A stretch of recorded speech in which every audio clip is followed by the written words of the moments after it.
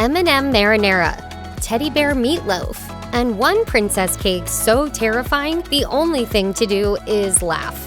It's all fun and games, till a judge calls your banana puree baked cow manure. MasterChef is one of those competition shows that's ripe with intensity, from the high-speed cooking challenges to the stinging insults spewed by the judges, Gordon Ramsay and Joe Bastianich. In Season 2, Chef Jennifer Baim was running on a high until episode 13, where she presented a Pennsylvania Dutch plate with pork and sauerkraut inspired by the dish she grew up eating. However, Ramsay didn't look impressed with her dish. You don't look like you've achieved much. Jennifer tried to explain that it will look better when it's all mixed together, but after a few measly bites... Disgusting. Because that is a joke. Not impressed. And I think one of your weakest performances in this competition. He then compared it to a pig going to the bathroom on the bowl, and then audibly spit out the food. Bastianich, with his menacing eye contact, slowly took a bite, almost grinning with the plethora of possible insults. But his reaction was instead to simply throw the food in the trash. Despite the tears in Baim's eyes and the possibility of going home, she survived the challenge and went on to win the season.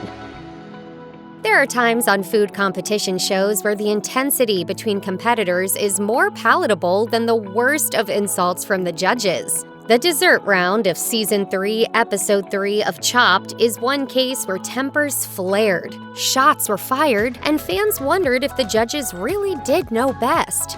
It was the final minutes of the dessert round when contestant Joe realized his cake failed to cook properly. He attempted to salvage the dessert into a pancake, while his competitor Joshua finished early and awaited what seemed like a shoo-in victory. As expected, Joe presented a catastrophe of a dessert with only a mousse and sauce garnish, sans cake or pancake. The judges asked Joshua if he would be willing to let his opponent bring over the tattered remains of his cake to try, to which he responded that it would be unfair. But while explaining his reasoning, Joshua's opponent interrupted him with a savage takedown. It is a competition, and he managed to put up a half. Along the lines of competition, my first two dishes blew him out of the water. I mean, I don't think we were even on the same playing field, so. The judges thought the presentation of Joe's dish was a disaster at best, but loved the overall flavor. Joe's final dish may have been incomplete, but he snagged the win anyways. Top Chef is the classic food competition show with the perfect amalgam of delicious food, incredibly complex challenges, and standout celebrity judges. All Stars Season 8 was no exception, but it was also the spark that ignited an all-out feud between a judge and eliminated contestant. Chef Testin Elia Aboumrad was the first to be eliminated that season for her disastrous fish dish, but not without using reverse psychology to try to save herself from elimination. However, Aboumrad did not leave quietly. In an exit interview with Endless Simmer, she dissed Judge Tom Colicchio and his restaurants. He has become someone who is not all about the food anymore. He's not all about supporting farmers markets. She went on to insinuate that Colicchio's restaurants no longer served grass-fed beef and insulted his decision to endorse Diet Coke, deeming it a sellout move. Sparks flew during the season-ending reunion episode, where Aboumrad revealed she went as far as to secretly investigate Colicchio's restaurant kitchen and question his sous chef about their sourcing. Colicchio retorted, I buy more from small farmers than you will in your lifetime. Speaking about beef. I buy grass-fed beef. It's a steakhouse, and you cannot operate a steakhouse if you're not serving corn-fed beef. Colicchio did regain his cool, defending his endorsements and explaining that the elimination was not personal. Ultimately, he left Elia with one piece of advice: be careful what you say in the press. It's impressive to find someone whose insults are so soul-crushing that it makes Gordon Ramsay almost look sympathetic. Former MasterChef judge Joe Bastianich looks at every unfortunate tasting dish with an insidious glare more menacing than any words Ramsay could hurl. A Season 1, Episode 8 dish made by contestant Slim was the unlucky recipient of a seriously brutal tongue lashing from the judges. Slim presented an unromantic neon passion fruit fondue course with shrimp, lamb, and fruit skewers. Strike 1 was neglecting to cut the fat off lamb, making for a chewy and unsatisfying first bite. After remarking about an overwhelming taste of ginger, Ramsay was done.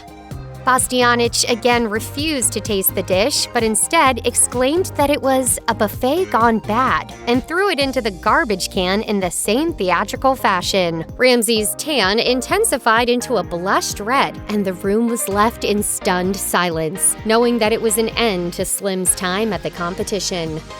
Anthony Bourdain had a way of making brutal honesty a personality trait. The late culinary genius made Top Chef a must-watch television event whenever he was a judge. The way he seamlessly whipped up playful insults was hard not to watch, and a continuous source of comedy. A heartthrob fan favorite and a Top Chef veteran, Fabio Viviani, spent most of Season 8 feuding with Bourdain, the latter of which landed the first blow in the season premiere. In the Elimination Challenge, Fabio presented handmade casarecce pasta with crawfish and crab stew, impressing few of the judges, but none less so than Bourdain. I really hate it. It looks like an inside-out animal. It's appalling. Despite quarreling more with Bourdain after being in the bottom 3, Fabio ultimately lived on to cook another dish in the competition. Worst Cooks in America is the antithesis of every cooking show we have ever known, where contestants strive to be the best of the worst to find redemption from their scary culinary skills. It's hard not to laugh in horror and gratitude, knowing that most would have to try hard to be that terrible at cooking. Season 4 opened with possibly the most horrifying display of edible creativity seen on television. Hopeful contestant Adeep poured a bag of peanut M&Ms into a skillet and mashed them into an almost crepe-like form. The judges looked on in fright and disbelief as he poured the M&M mixture in a pot with spaghetti and jarred marinara sauce. The maniacal mole marinara mashup isn't well received by the judges, starting with Anne Burrell throwing the burnt piece of garlic bread across the room like she's playing disc golf. Bobby Flay casually sampled it, but quickly spat it out. Despite Flay's dismissal, Adeep didn't go home the first week. But at least mole spaghetti didn't take off as the next food trend. It's questionable sometimes whether Master Chef should have the word master in it from the looks of some of the show's dishes. In theory, some dishes sound amazing, but fail on every level in presentation, taste, or all of the above. One of the most insulted dishes presented on Master Chef was a conceptually stimulating dish from Season 4, baked meringue with macerated strawberries and a banana puree. But the end result looked like a congealed yet soupy melted rainbow. Ramsay brought contestant Lynn, or Mr. Finesse, up for his dessert tasting, but summoned the other judges up to look at the dish before sampling it.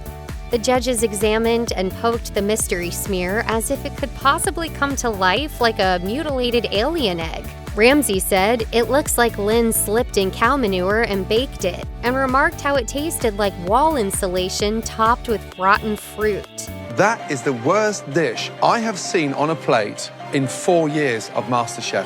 Bastianich, of course, didn't eat the dish, but he did ask if Lynn drove over it with his car before once again throwing it in the trash. As a final insult, he gave Lynn back the plate as a memento to take home. Ouch. Some cooking show creations are so out there that it's hard to look away from the sheer horror. Contestant David on Season 6 of Worst Cooks in America thought it would be a good idea to combine his favorite childhood comfort food with a woodland animal. David even admitted that his dog won't eat his cooking, which should be a red flag in anyone's book. The teddy-like bear looks like something out of a Stephen King novel, with irregular limbs and a possessed-looking smile, nestled on an open grave of mashed potatoes. Anne Burrell's face said it all with her hypnotic look of repulsion. Tyler Florence went on to say that it was unquestionably the worst meatloaf he'd ever had. Even though David didn't go on to redeem himself as the best worst cook in America, his teddy bear meat sculpture lives on in cooking show infamy. Even Burrell herself tried her hand at recreating the alarming Meatloaf, and fans are using their own teddy bear creations to get free insults from chefs like Gordon Ramsay. Even though insults tend to get a bad rap, not all are created equally. Some insults can be so brutally honest you can't help but laugh uncontrollably. Nailed It is one of those competition shows that combines the ridiculously impossible and the hilariously unattainable. Some of the baking creations turn out great, but most tend to be gut-wrenchingly awful, yet somehow endearing, like a child's art project. It's sweet how Nicole Byer always starts her criticism by saying, "I don't mean to laugh," as she prepares to nicely roast someone's baking failure. In the Fantasyland episode from Season 1, Byer laughs uncontrollably as she describes how terrifying the contestant's cake princess truly is.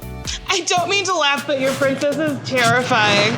She's so scary looking, and I don't think anybody's coming to rescue her. It's hard not to get lost in the princess's beady eyes that could hold a deluge of creepy secrets and otherworldly suspicions. But we still love the humorous and insulting display of creativity.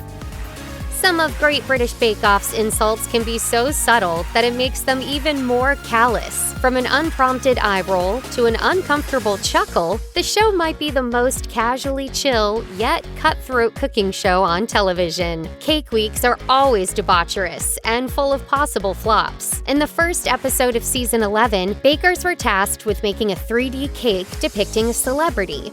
Results were mixed, with some looking like melted wax sculptures but tasting delicious, with others coming in the other way around. Some naturally were less realistic than others, like contestant Mark's David Bowie cake.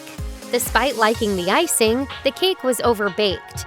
And as Judge Prue Leith put it, that's about as far away from David Bowie as you could get. Others, like Laura's Freddie Mercury cake, just got laughed at by Leith, which is almost more offensive but infectious.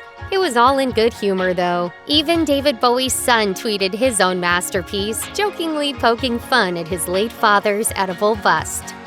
The great Stand Up to Cancer Bake Off episodes feature celebrities in a head-to-head fundraiser, sprinkled with some competitive energy. Most of the time, you hope to see some expert-level bakes, but get ones barely worthy of a participation trophy. Comedian Lee Mack was a walking fever dream, just meandering around aimlessly, hoping to wing his way into being a star baker. Mack slightly jabbed at host Noel Fielding when he asked if Fielding could bake. Look at me. I know, but you can't tell jokes, but you made a career out of that for 20 years. It doesn't mean you can't bake, does it? Mack then pokes fun at the classic Paul Hollywood stare, remarking that he'd rather be sworn at by Gordon Ramsay than judged by Paul. Mack's signature blondies don't fare well against the first day of judging, and Hollywood expressed that he was dreading a second day of the comedian's cooking. Come the next day, though, he made a surprise comeback with a delicious sponge cake, redeeming himself and leaving the judges in stitches.